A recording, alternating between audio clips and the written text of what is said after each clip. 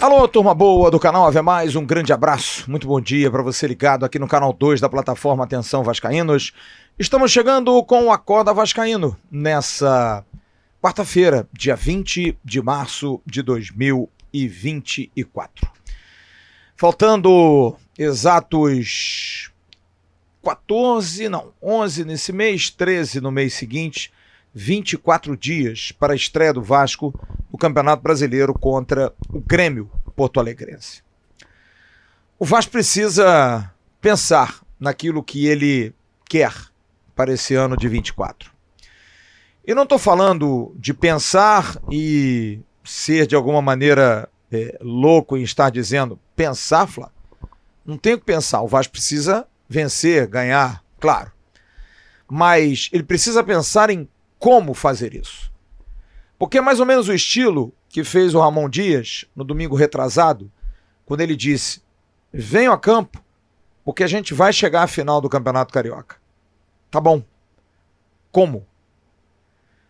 Eu acho que o Vasco precisa planejar como vai conseguir ter um ano de menos sustos. O Vasco é um clube confuso. O Vasco sempre foi um clube confuso. O futebol brasileiro é um futebol confuso. De pessoas que se fiam muito mais por vaidade do que simplesmente por competência. E o que é mais duro é que às vezes a vaidade ela extrapola o senso ridículo, inclusive. É o treinador que quer aparecer mais do que o jogador, é o jogador que não é nada, mas se acha, é o dirigente que vê o torcedor feliz e acha que é o maior do mundo. É sempre assim. O futebol, ele angaria esse lado vaidoso muito grande. A pessoa começa pequenininha e se sente grandona. Mas, como diria a música, quanto mais alto a montanha, maior também é o tombo. E o Vasco precisa entender que ele não chegou no alto da montanha, está muito longe.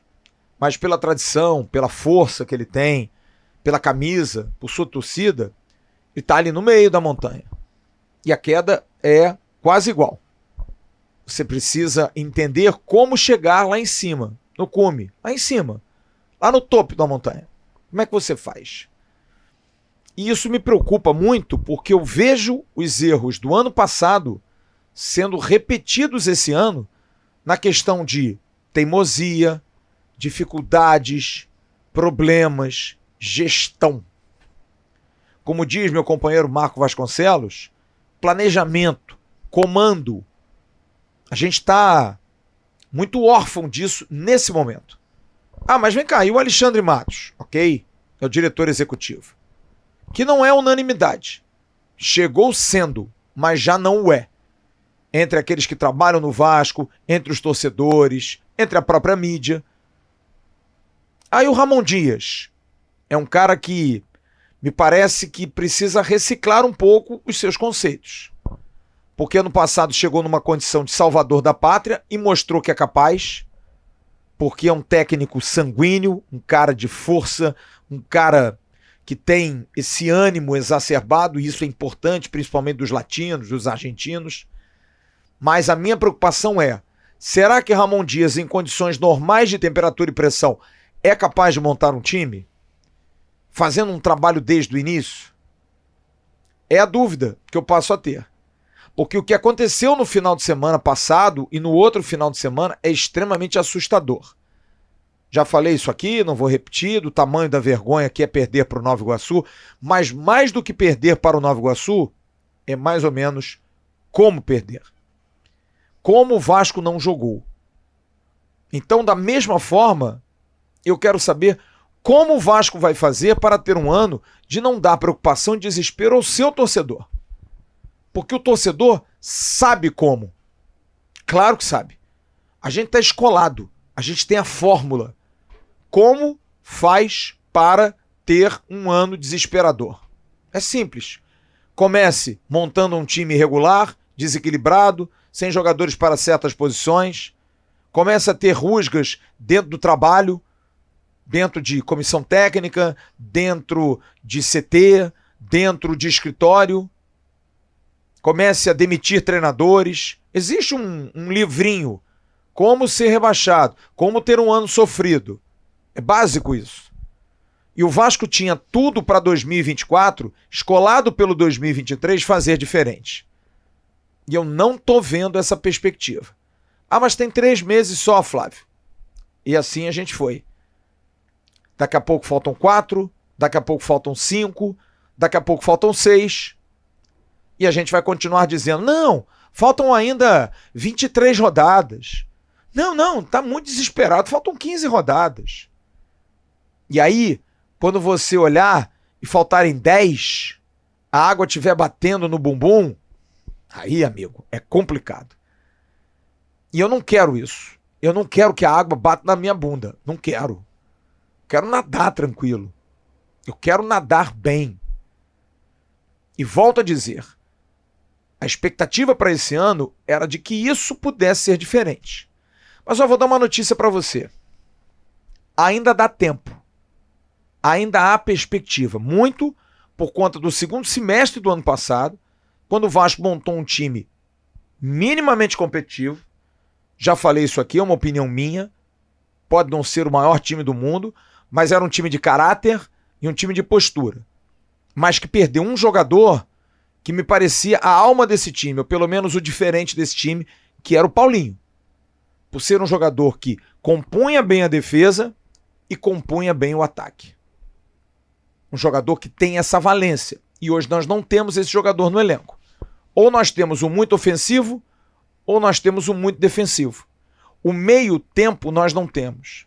Como, por exemplo, o próprio Gabriel Peck, criticado inclusive por mim, e que hoje sim faz falta, porque é um jogador que entregava gols, apesar de perder muitos, apesar de a decisão final ser muitas das vezes errada, mas era um jogador que se entregava, se empregava, voltava, marcava, chegava na frente, dava passes, fazia volume. Errava muito, claro, daí é a razão das nossas críticas, mas era um jogador importante para o esquema. E o Vasco perdeu ambos, um por lesão e outro por venda. E não repôs a altura, não repôs da mesma condição. Mas isso eu acho ajustável. Você busca no mercado e consegue. Você pode trazer um jogador que tem uma mesma característica, como era o Duqueiroz, que o Vasco tentou trazer da Rússia, mas em função aí do imbróglio político acabou não trazendo. Eu me lembro de um jogador que era do Ceará, eu acho que é Fernando Sobral, muito bom jogador também, meio campo de força, não sei nem onde está, acho que estava no Cuiabá. Jogador desse tipo. O Zé Rafael, jogador do Palmeiras, tem um pouco dessa dinâmica. O Pablo Maia, que foi convocado agora para a seleção brasileira do São Paulo, é esse jogador de dinâmica, né? Esse cara de arrasto de bola, como é o do Flamengo, o De La Cruz. Esse tipo de jogador é importante ter. Esse carregador de piano. Esse cara que vai e volta. Esse cara que pisa na área adversária, mas vem cá atrás recompor. E esse jogador o Vasco não tem hoje. Não tem. E isso está fazendo uma falta danada. Mas cabe ao treinador buscar alternativas. Cabe ao treinador buscar uma maneira de cumprir isso. E aí é que entra o principal. Porque isso é o lado fácil, é o lado bom. O lado difícil é você conviver com diferenças e aceitar as diferenças. Porque ele vai indicar um jogador, ele vai indicar um jogador, ele vai indicar outro jogador. Mas o que está faltando é que todos esses se juntem e cheguem a um consenso. E quando você tem uma empresa, quando você tem um departamento em que as opiniões são divergentes e não se tem paciência para se chegar a uma opinião congruente, a falência é certa. Porque nunca vai se chegar a um consenso, sempre vai se brigar. Eu vejo por mim aqui, às vezes a gente senta, eu levo uma ideia numa reunião de pauta nossa, quando eu vejo que tem muita divergência e eles às vezes pedem a minha opinião como opinião final, às vezes eu abro mão da minha opinião para o bem comum, para o senso comum. Eu digo, não, eu acho que essa opinião é legal. Nem é a que eu acho, mas para evitar mais o conflito, para não se perder mais tempo, e eu acho que isso é altruísmo. é você abrir mão das suas próprias vontades em função do coletivo. E acho que no momento, e isso no Vasco não está acontecendo. Porque o Alexandre Matos é um profissional competente, sim o é, mas é muito vaidoso, veio de uma gestão diferente, de uma maneira de gerir futebol diferente.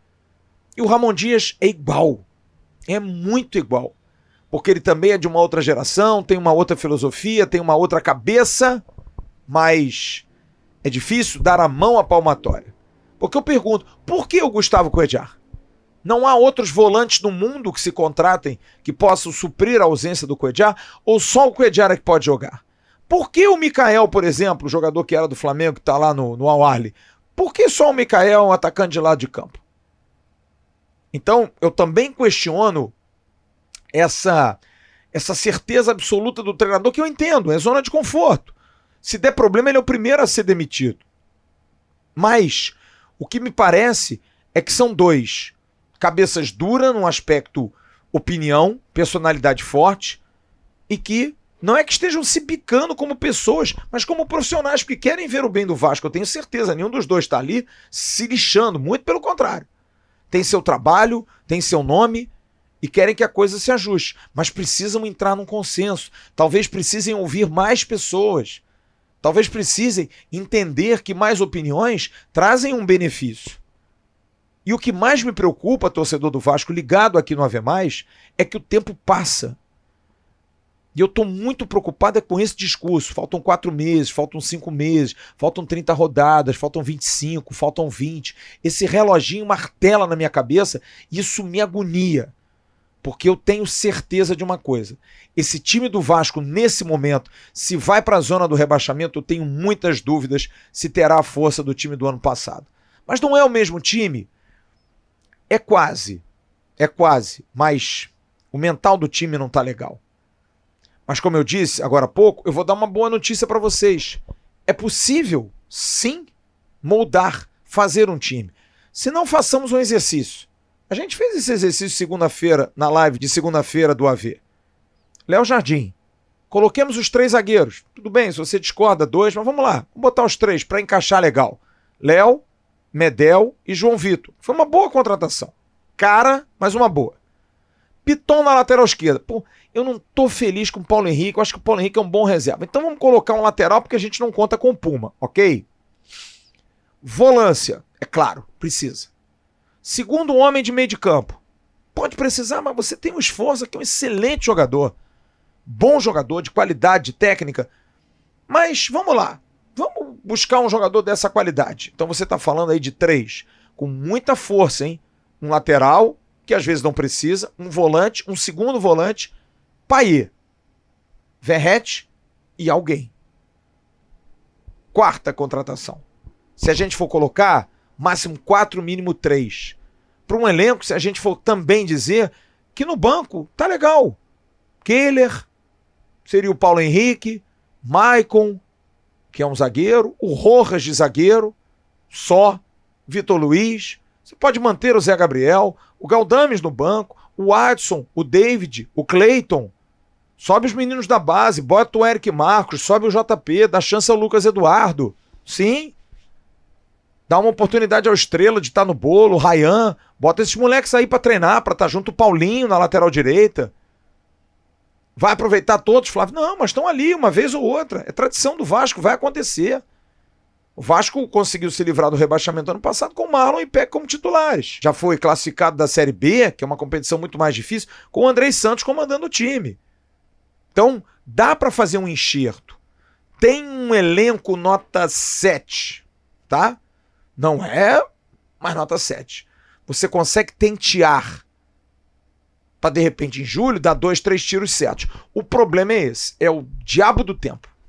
É como e quando são os grandes problemas. Como fazer e quando fazer, porque você perdeu a janela do início do ano. Você só tem as janelas, a janela interna, de 1º a 19 de abril.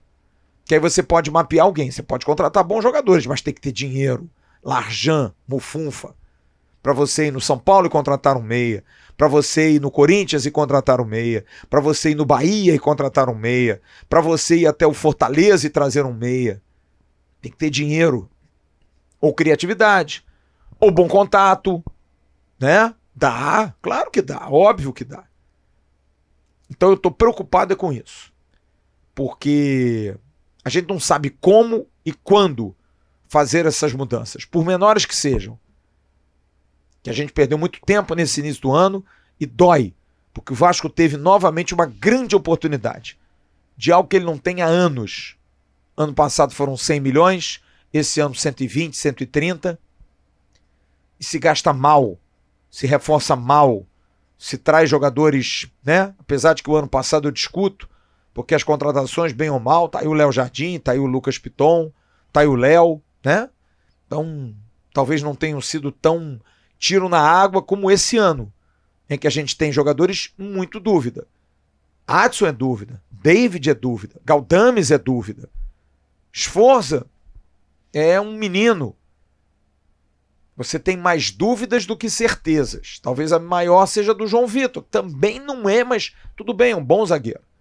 Então você tem muitas dúvidas para um time que precisava de apenas pequenas certezas para fazer um time melhor. Alguém perdeu a mão nisso. Mas está na hora, e ainda dá tempo, gente, de colocar as vaidades de lado e construir um futebol do Vasco competitivo para o ano de 2024. A gente vai ter aí um mês, 25, 24 dias para preparar para o jogo do Grêmio, para começar bem o Campeonato Brasileiro. É bom lembrar que ano passado a gente iniciou vencendo o Galo lá em Belo Horizonte. Lembra? A gente tem no mês de abril 4 jogos muito bons em termos de tabela. A gente sai uma vez e joga 3 vezes no Rio. Grêmio, vai a Bragança, Fluminense no Rio e Criciúma no Rio. A gente pode fazer um lastrozinho legal aí. Tá? Conseguir aí de repente até 3 vitórias. 2 vitórias e um empate em casa e buscar um empate fora de casa com o Bragantino, que é sempre muito complicado. Então, a gente tem um início importante, porque depois a gente no dia 3 de maio vai à Arena da Baixada pegar o Atlético do Paraná. Não é brincadeira o Campeonato Brasileiro, não é fácil o Campeonato Brasileiro. E a gente quer saber como e quando a gente pode reforçar esse time, a gente pode melhorar esse time. Com a palavra, o diretor executivo Alexandre Matos, o técnico Ramon Dias, o CEO da SAF, Lúcio Barbosa, e os engravatados da 777. E aí, amigos, como é que a gente faz para não repetir os erros do ano passado e passar um ano sofrível como foi o de 2023? Hein? Como fazer?